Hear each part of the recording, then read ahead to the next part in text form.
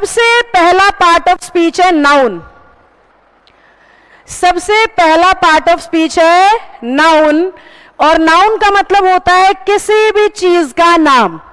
कोई आपसे पूछे व्हाट इज अ नाउन, तो you need to answer noun is just the name of anything. Noun means name of anything. Noun का मतलब है किसी भी चीज का नाम।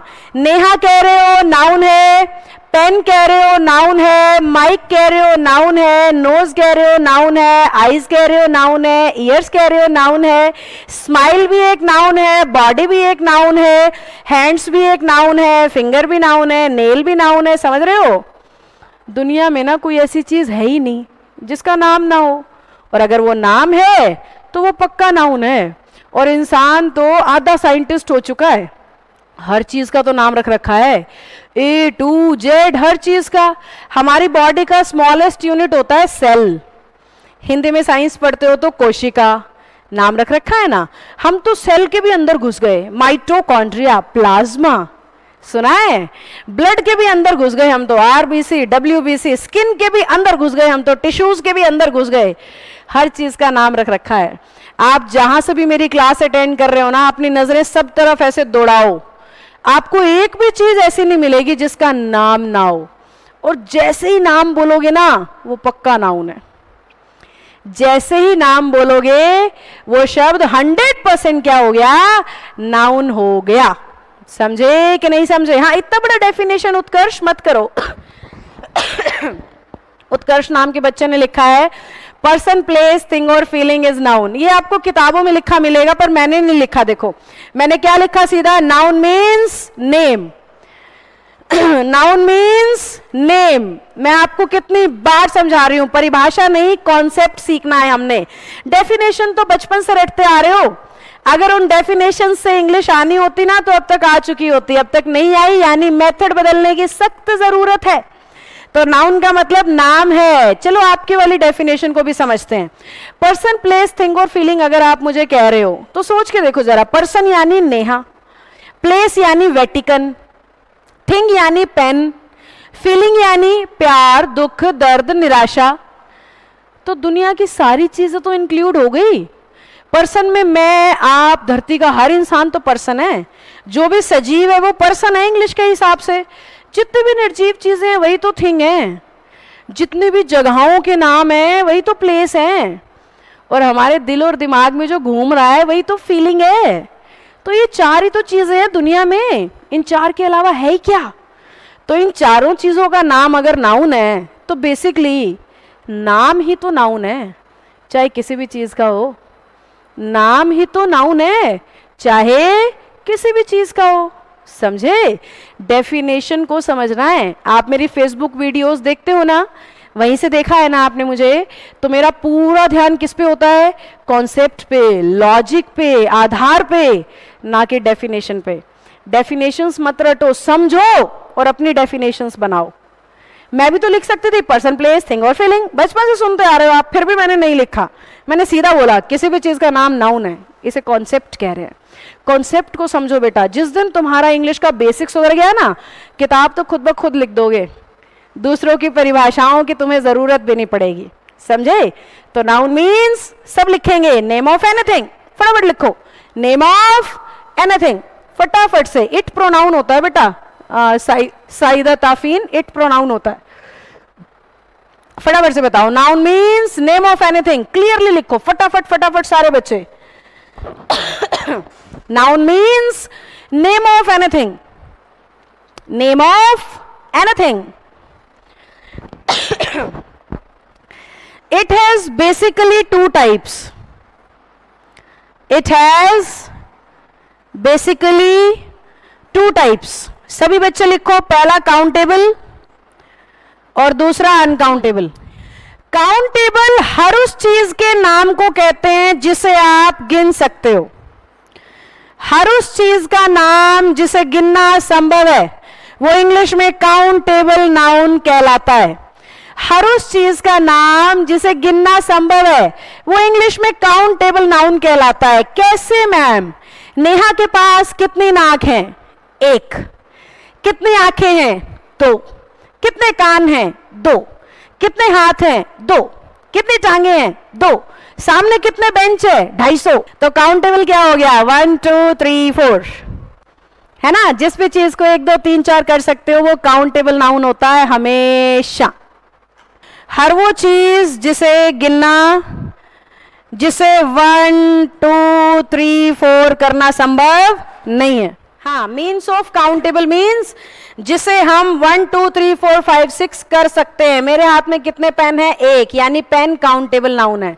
कितनी उंगलियां हैं? 5, यानी कि फिंगर काउंटेबल नाउन है। कितनी नोज है? 1, यानी कि नोज काउंटेबल नाउन है। कितने ईयर्स हैं? 2, यानी ईयर काउंटेबल नाउन है। कितने टीथ हैं? टीथ काउंटेबल नाउन है। लिप्स काउंटेबल नाउन है। बेंच काउंटेबल नाउन है। एसी, फैन, कैमरा, बॉटल, सब कुछ कैसा नाउन है? काउंटेबल, क्योंकि इन सबको गिन सकते हैं, इन सबको काउंट कर सकते हैं। समझे? हाँ, यशराज नाम का बच्चा कह रहा था कि बेकार जोक है। स्ट्रेप्सिल्स तो साजिद मैं पिछले 1 हफ्ते से खा रही हूं, उसके बाद इतना हुआ है, ऐसा बेहतर हुआ है। बच्चों तुम समझ नहीं रहे हो बेटा, मैं दिन में 8 से 10 घंटे मिनिमम पढ़ाती हूँ, लगातार बोलती हूँ, जिस वजह से रेस्ट नहीं हो रहा है थ्रोट को, और जितनी बार बोल रही हूँ उतनी बार कफ ज्यादा आ रहा है। ओके, तो इट इज़ नॉट कि मुझे कोई सीरियस बीमारी हो गई है, due to my excessive teaching ऐसा ये बीमारी थोड़ा लंबी चल गई है, बस इतनी बात है। हाँ, आ रही हूँ इसी बात पे। अनकाउंटेबल, हर वो चीज जिसे हम गिन नहीं सकते पर मेजर कर सकते हैं। हर वो चीज जिसे गिन नहीं सकते पर मेजर कर सकते हैं, यानी माप नाप या तोल सकते हैं। जैसे बहुत सारे बच्चे कह रहे हैं राइस अनकाउंटेबल है, पता है क्यों? क्योंकि गिनते नहीं हो राइस को, केजी ग्राम्स में लाते हो। समझे? चावल गिन के थोड़ी लाते हो। मतलब आप शॉपकीपर के पास गए और आप दुकानदार को बोल रहे हो भैया मेरे परिवार में ना 5 मेंबर हैं और हर मेंबर 5 चावल तो खा लेगा, 25 चावल दे दो। ऐसे थोड़ी ना होगा। हर मेंबर 5 चावल खा लेगा, 25 चावल दे दो। या फिर 250 ग्राम, 500 ग्राम, ऐसा बोलेंगे ना हम। तो इस चीज को गिना नहीं जा रहा, इसको मापा जा रहा है, इसको नापा जा रहा है, इसको तोला जा रहा है, इसलिए ये अनकाउंटेबल नाउन है। तो हर वो चीज बेटा आपने बस इतना ही सोचना है, जिसको 1 2 3 4 कर सकते हो वो काउंटेबल होता है, और जिसे गिन नहीं पा रहे पर माप पा रहे हो तो अनकाउंटेबल होता है। जैसे ये एक बॉटल है, बॉटल काउंटेबल है, पर इसमें जो पानी है ना वो अनकाउंटेबल है। मैं ये नहीं कह सकती इस एक बोतल में 4 पानी है, 5 पानी है, 70 पानी है, 20 पानी है, 1.5 पानी है, ऐसे थोड़ी बोल सकती हूँ। तो पानी जो है ना वो अनकाउंटेबल है, पर जो बॉटल है वो काउंटेबल है, क्योंकि हमें दिख रहा है बॉटल एक है। और पानी अनकाउंटेबल क्यों है? क्योंकि लीटर्स में मेजर किया जाता है। पानी अनकाउंटेबल क्यों है? क्योंकि लीटर्स में उसको मेजर किया जाता है। रेन अनकाउंटेबल क्यों है? क्योंकि लीटर्स में उसको मेजर किया जाता है। राइस, शुगर अनकाउंटेबल क्यों है? क्योंकि उन्हें केजीज में मेजर किया जाता है। टाइम अनकाउंटेबल क्यों है? क्योंकि उसे मिनट, सेकंड और आवर्स में मेजर किया जाता है। मनी अनकाउंटेबल क्यों है? क्योंकि उसे रुपीज में मेजर किया जाता है। समझे बच्चों? तो अनकाउंटेबल नाउन हमेशा वो होगा जिसे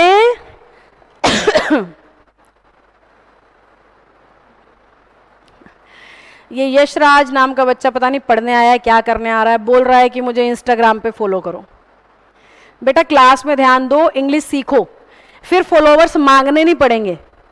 टैलेंट अपने आप, try to be something, follow लोग खुद ब खुद करेंगे, आपको मांगना नहीं पड़ेगा। फॉलो मी, लाइक का बटन दबा दो, सब्सक्राइब का बटन दबा दो, मेरी वीडियो सुनो आप। मैं कहीं पे भी नहीं बोलती हूँ फॉलो मी, कहीं नहीं बोलती हूँ मेरी वीडियो को लाइक करो, शेयर करो, कमेंट करो, कभी भी किसी भी वीडियो में नहीं बोलती हूँ। सुनना मेरी, जहाँ पे भी किसी भी सोशल मीडिया पे मेरी वीडियो मिले सुनना, मेरे लाइव सेशंस मिले सुनना, नहीं बोलती हूँ कभी भी, क्योंकि ऐसा मेरा मानना है कि if you are something then you need not to ask anything.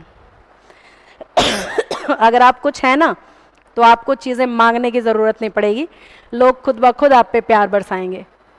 तो अपने अंदर कुछ डेवलप करो जिससे लोग आपको फॉलो करें, ना कि कहना पड़े कहीं पे जाके कि follow me follow me follow me. समझे?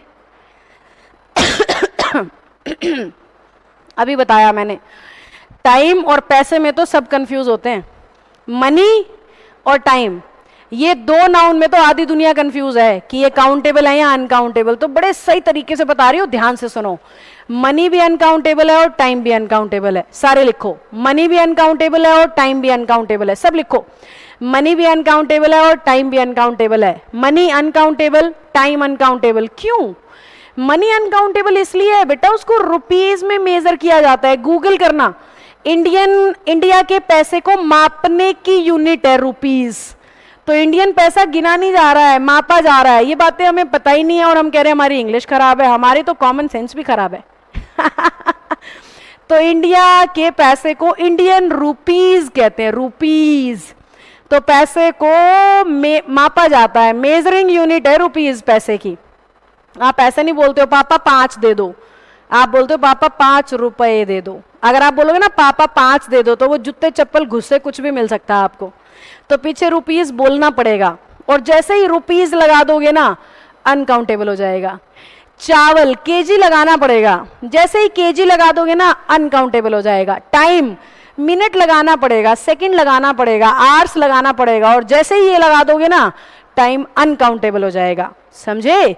तो टाइम में और मनी में तो बहुत लोग कंफ्यूज रहते हैं, तो हमेशा याद रखना ये दोनों अनकाउंटेबल है। टाइम तो इसलिए क्योंकि मिनट सेकंड आवर में मापते हैं हम उसे, और मनी इसलिए कि हम उसे रुपीज में मेजर करते हैं। फटाफट से बताओ, बात समझ आई क्या? यहां तक सबको ठीक ठीक समझ आया तो थम थम जप जप सभी की तरफ से। हंसमुख कुछ ही बच्चे हैं, ज्यादातर बच्चे बड़े सीरियस हैं आपके बैच में। क्योंकि मैंने अभी जब कहा ना कि पापा को आप कहोगे 5 दे दो तो पापा लात गुस्से मुक्के के कुछ भी मार सकते हैं, तो हंसने वाले 8-10 ही थे, बाकी सब सीरियसली देख रहे हैं क्या हो रहा है। जितना लाइट होके इंग्लिश सीखोगे उतनी ज्यादा आएगी। मैं गंदी और सड़ी शक्ल बना के पढ़ाऊं? मैं तुम्हें इंग्लिश पढ़ाऊंगी। इंग्लिश पढ़ने के लिए ऐसी गंदी शक्ल बनाना बहुत ज़रूरी है। अगर किसी ने भी स्माइल की तो उसे जेल में डाल दूंगी। जोक पे तो बिल्कुल हंसना ही नहीं है। सामने वाले में बुराई ढूंढनी है, अच्छाई ढूंढी तो घेर घेर के मारा जाएगा। ऐसी गंदी शक्ल बना के मैं पढ़ाऊं तो तुम्हारा मन नहीं लगेगा, पढ़ने का मन नहीं करेगा। तो ऐसे ही टीचर का भी मन नहीं करता है जब एक्स्ट्रा रोंतड़े और सोंतड़े बच्चे आ जाते हैं। तो समझे? तो हंसने वाली बात पे हंसा करो, कमेंट वाली बात पे कमेंट डाला करो। हम इंसान हैं, हमें अपने इमोशन जाहिर करने आने चाहिए। भगवान ने हमें ज़बान दी है, भगवान ने हमें महसूस करने के लिए बहुत सी इंद्रियां दी हैं। उन चीज़ों को महसूस करो, ज़िंदगी को जियो, हर पल को एंजॉय करो। इंग्लिश जल्दी आएगी, जीवन भी आसान लगेगा। हाँ, अब सारे हंस रहे हैं, ही। चलो, तो काउंटेबल हर उस चीज के नाम को कहते हैं जिसे 1 2 3 कर सकते हो। अनकाउंटेबल जिसे 1 2 3 तो नहीं कर सकते पर मेजर कर सकते हैं। एक और मजेदार बात बताऊं, ध्यान से सुनना। अनकाउंटेबल में ना कुछ ऐसी चीजें भी होती हैं जिन्हें ना तो गिन सकते हैं ना मेजर कर सकते हैं। अनकाउंटेबल में बहुत सारी तो ऐसी चीजों के भी नाम हैं जिन्हें ना तो गिन सकते हैं और ना ही मेजर कर सकते हैं। जैसे कि इंग्लिश के प्रति आप सबका प्यार। प्यार अनकाउंटेबल नाउन है, ना गिनते हो ना मेजर करते हो। कभी ऐसा बोलते हो क्या, मैं पापा से 500 ग्राम प्यार करता हूं और मम्मी से 2500 ग्राम? ऐसा बोलोगे क्या? कभी ऐसा बोला है मैं पापा से 2.5 प्यार करता हूं और मम्मी से 5.5? बोल मत देना, पापा से कुटोगे वो बात अलग है, पर ऐसा बोला भी नहीं जाता। इंग्लिश लैंग्वेज में भी गलत है, हिंदी लैंग्वेज में भी गलत है, क्योंकि प्यार एक ऐसी चीज का नाम है जिसे ना तो गिनना संभव है और ना ही मापना या नापना। इसे तो महसूस किया जाता है। तो हर वो चीज जिसे महसूस करते हैं वो अनकाउंटेबल है। चाहे वो प्यार है, चाहे वो दुख है, चाहे वो दर्द है, तकलीफें हैं, गुस्सा है ना, सारा, ईमानदारी है, बेईमानी है, सब कुछ अनकाउंटेबल है, क्योंकि इन सबको गिना नहीं जाता, सिर्फ महसूस किया जाता है। ना आप इन्हें गिनते हो ना आप इन्हें मापते हो। कभी ऐसा कहते हो मेरा दोस्त 2.5 मीटर ईमानदार है, मेजर थोड़ी ना करोगे। मेरे दोस्त के पास 5 ईमानदारियां हैं, ऐसे थोड़ी बोलोगे। तो ना तो हम इन्हें गिनते हैं ना मेजर करते हैं। तो इंग्लिश सारे इमोशन को, सारी तरह की फीलिंग्स को अनकाउंटेबल नाउन मानती है। समझे?